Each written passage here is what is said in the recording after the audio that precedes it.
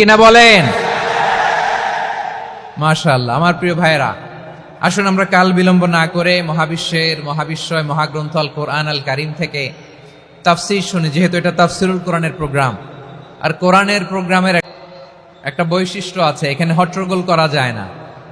হট্টগোল করা যায় না। মাশাআল্লাহ মাশাআল্লাহ। নিজ দায়িত্বে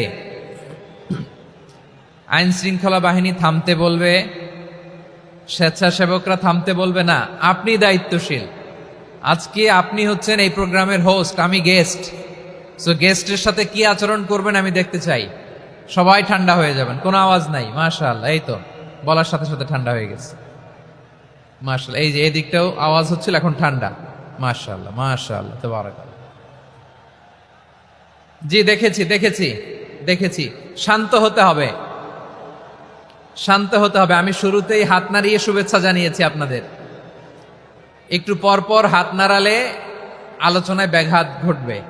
আমরা একটু নীরব হয়ে বসি, কয়েকটা জরুরি কথা শেয়ার করবার আছে আপনাদের সাথে। এই বার্তাগুলো আমরা আজকে নিয়ে যাব। যখন আওয়াজ করতে বলবো, বাঘের বাচ্চার মতো, সিংহ শার্দুলের মতো গর্জন করে আওয়াজ করতে হবে। আর যখন নিশ্চুপ থাকতে বলবো, পিন পতন নীরবতা, কিপ সাইলেন্ট।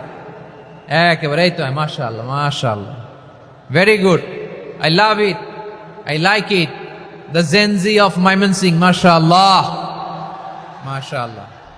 আমার প্রিয় ভাইয়েরা, আমি আজকে এই চমৎকার দুপুরে সূরাতুল আহজাবের 35 নম্বর আয়াত তেলাওয়াত করেছি। কত নম্বর আয়াত? আপনারা আমার দিকে তাকান। আপনাদের মাথার উপরে ড্রোন গেলে ওইটা নিয়ে ব্যস্ত হওয়ার দরকার নেই, আমার দিকে তাকান। 1 to 1, ব্রেন টু ব্রেন, আমার দিকে তাকান। সূরা আহজাবের 35 নম্বর আয়াত। আওয়াজ করে সবাই বলেন তো, কয় নম্বর আয়াত? 35 নম্বর আয়াত। এই আয়াতে আল্লাহ তাআলা তার প্রিয় বান্দাদের 10টি বৈশিষ্ট্যের কথা বলেছেন। কয়টি? আজকে এই 10টি বৈশিষ্ট্য নিয়ে আমরা আলোচনা করব। আল্লাহ তাআলা কাদেরকে পছন্দ করেন? আমরা আল্লাহ তাআলার প্রিয় ভাজন, প্রিয় বান্দা হতে চাই কি চাই না? বলেন তো। চাই। এবং যাদের মধ্যে এই 10টি বৈশিষ্ট্য থাকবে, তাদের জন্য আল্লাহ তাআলা ক্ষমা এবং মহা প্রতিদানের ব্যবস্থা রেখেছেন। এই 10টি গুণ যাদের মধ্যে থাকবে, তাদের জন্য আল্লাহ তাআলা ক্ষমা এবং মহা প্রতিদানের ঘোষণা দিয়েছেন। সুবহানাল্লাহ বলেন। এবং এই 10টি বৈশিষ্ট্যের মধ্যে ইসলামের মৌলিক যে মূল্যবোধগুলো, মোরালিটি, এথিক্স, এগুলো চলে এসেছে। মৌলিক কথাগুলো দিন ইসলামের প্রায় সকল অনুষঙ্গের সমাবেশ ঘটেছে এই আয়াতে। এবং এই আয়াতে পুরুষের পাশাপাশি নারীদেরকেও আল্লাহ তাআলা স্পেশাল গুরুত্ব দিয়েছেন। সুবহানাল্লাহ পড়বেন না? Gender equality in terms of getting rewards. প্রতিদান বা সওয়াব পাওয়ার দিক থেকে ইসলামে নারী পুরুষ সমান। অনেকে বলে ইসলাম নারীদেরকে ঠকিয়েছে, নারী পুরুষ নাকি সমান না। অনেক নারীবাদীরা বলেন, আমি প্রিয় বোনদের বলবো, এই আয়াতের দিকে তাকান, সূরা আহজাবের 35 নম্বর আয়াতের দিকে তাকান। এই আয়াতে নারী পুরুষ সমান। সুবহানাল্লাহ বলেন তো সবাই।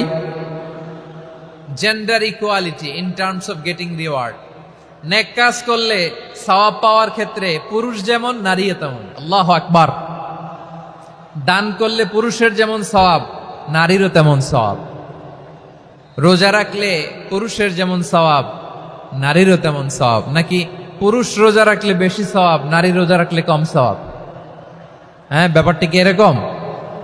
আওয়াজ করে বলেন ময়মনসিংহ, ব্যাপারটা কি এরকম? না, ইকুয়াল। নেক কাজের সওয়াব বা প্রতিদান পাওয়ার দিক থেকে সবাই সমান, নারী কিংবা পুরুষ, কোনো পার্থক্য নাই।